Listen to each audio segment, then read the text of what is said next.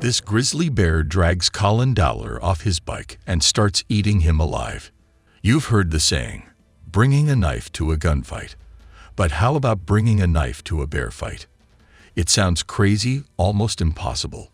But when death stares you in the eye, you fight with every ounce of strength and courage you have. And the rocks on the logging road were like too painful on my knees, which doesn't really make sense.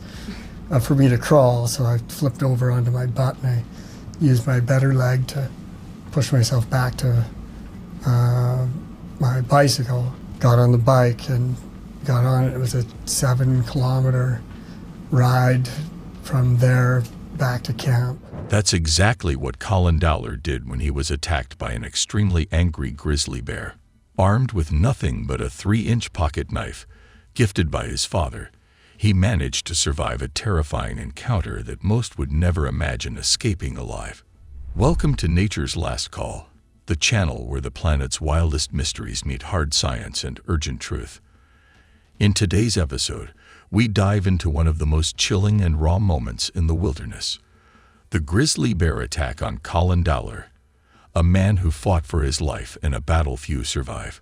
But before we dive in, make sure to smash that like button and subscribe to the channel so you never miss out on our upcoming videos. Now, let's get started. An adventurer at heart, Colin Dowler was no stranger to adventure. At 44 years old, nearly 45, he thrived on pushing his limits through skiing, mountain biking, hiking, and scaling mountains. His passion for the outdoors was deeply ingrained, and every year he sought new challenges to conquer.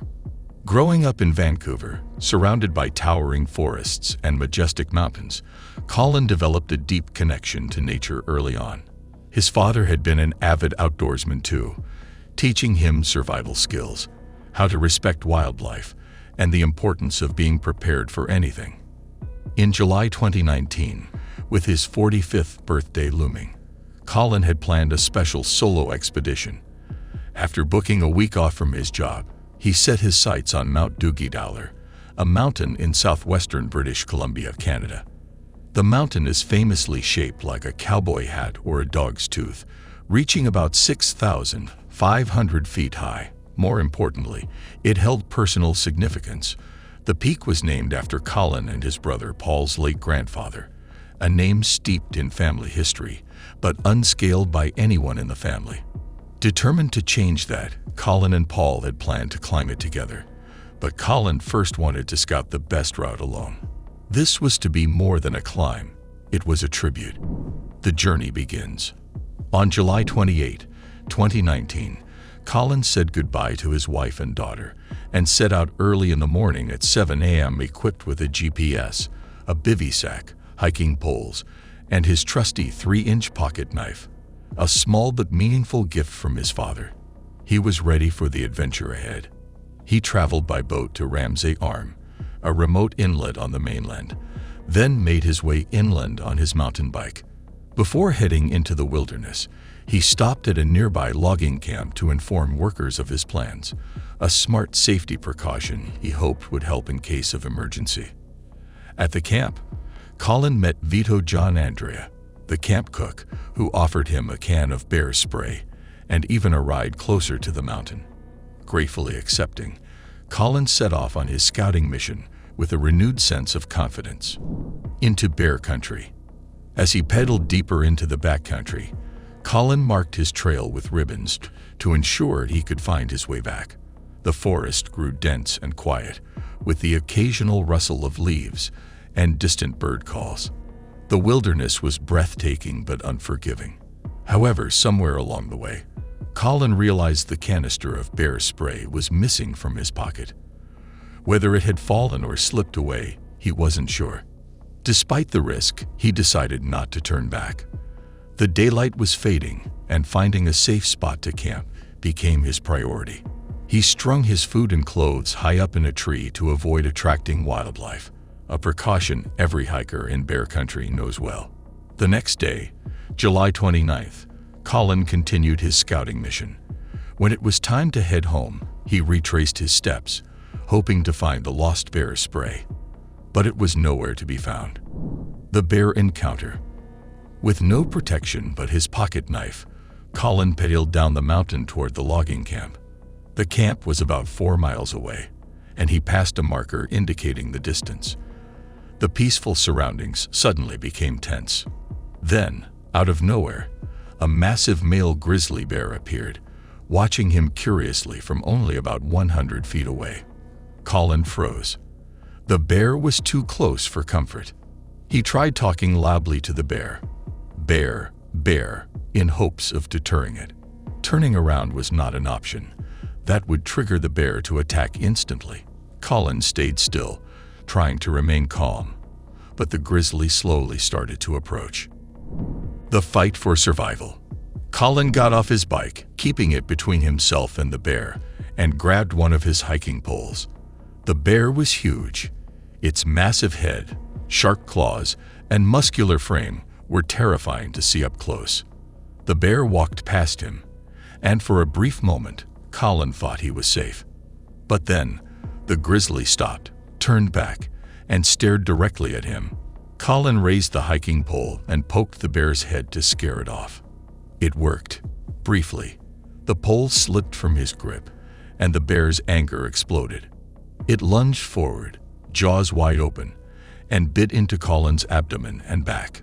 Pain shot through his body, and he could feel hot blood pouring out. Yeah, well, I was on a hike to just find a route up a mountain, riding my mountain bike back down, and came across a grizzly bear walking up the road the opposite direction of me, and it just started pushing on my bike and threw my backpack off. It had some food in it. It ultimately overwhelmed me and my bike and then me, and kind of grabbed me by the stomach and kind of pushed me down, dragged me towards a ditch maybe 50 feet. The bear lifted Colin like a rag doll and carried him about 50 feet into a roadside ditch. The attack continued, bites to his abdomen, back, and arm. In desperation, Colin hooked his fingers into the bear's eyes, but it had little effect. The bear bit hard into his left leg over and over again. The knife that made the difference. Colin knew he had to act. Death was looming, but he refused to become just another statistic. With a surge of adrenaline and fierce determination, Colin pulled out the 3-inch pocket knife from his pocket. As the bear continued mauling him, Colin stabbed it forcefully in the neck. I tried out this little pocket knife my dad had given me like 2 weeks earlier. I tried getting to it, and it was just too much pain with the bear chewing away. You could hear like the grating sounds. Used both hands to pull underneath the bear to get to that knife. And I grabbed the knife out and opened it and put it in this hand and stabbed the bear in the neck, and it let go of me immediately. The bear staggered back, shocked and wounded, then slowly retreated into the forest. The aftermath. Using the knife, Colin tore a strip from his shirt and wrapped it tightly around his severely injured leg to stop the bleeding. Despite being badly hurt, he struggled to get back on his bike. Bleeding quite badly, and it walked back up to where my bicycle was and my backpack, and I could see it was bleeding pretty badly. But when I moved, it still kind of reacted, and it walked by me and sort of towards the bush, and took the same knife and got a long sleeve shirt on and cut the sleeve off the shirt to make a tourniquet for my leg while the bear was still standing there sort of looking at me and bleeding, but not bleeding as much anymore. And I was wondering what to do, so I tied the tourniquet on. And then I tried crawling back to my bicycle, and I think I probably lost track of the bear at this point. It didn't seem like it was coming for me again. He pedaled hard for about 30 minutes until he reached the logging camp. The workers and camp cook Vito, who had previously given him the bear spray, jumped into action, providing first aid and contacting emergency services. Within 40 minutes, an air ambulance arrived and rushed Colin to the hospital. And I got back to the logging camp where Vito had originally given me a lift up to the 9-kilometer mark.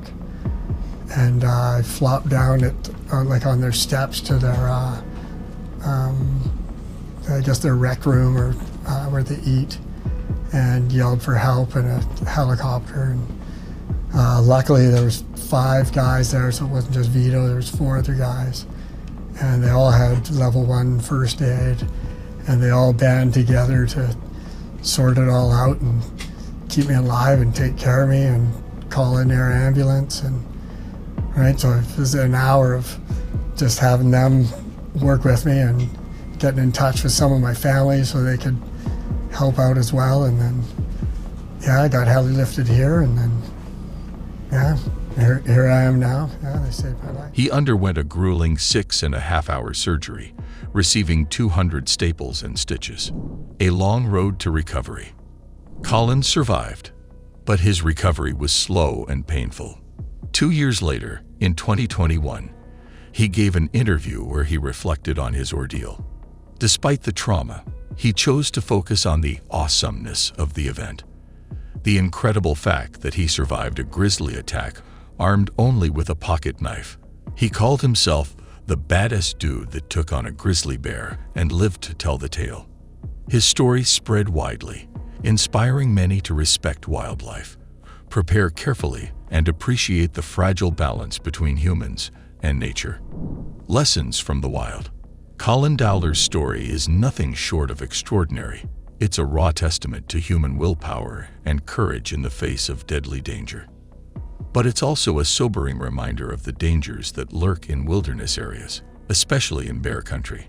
Bear spray remains the most effective non-lethal deterrent and is strongly recommended for anyone venturing into habitats where bears roam. Colin's survival was extraordinary, but no one should rely on a small knife against a grizzly. It was a combination of quick thinking, courage, and sheer luck that saved his life. Understanding grizzly bear behavior. Grizzly bears are apex predators and powerful animals that generally avoid humans. Unprovoked attacks are rare, but they do happen, especially when bears feel threatened, surprised, or cornered. Understanding bear behavior is crucial for outdoor safety. Make noise when hiking to avoid surprising bears.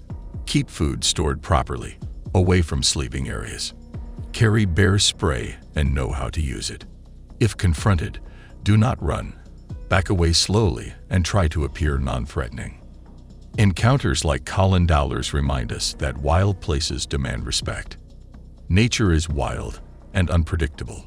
While humans have explored and conquered many places, we must never forget we are visitors in the domain of bears, wolves, and countless other animals. In future episodes on Nature's Last Call, we'll continue to explore gripping stories like this, from animal attacks to astonishing survival tales, always backed by science and expert insight. If you found this story as incredible as we did, don't forget to like, share, and subscribe to Nature's Last Call for more wild stories and deep dives into the mysteries of our planet's untamed frontiers.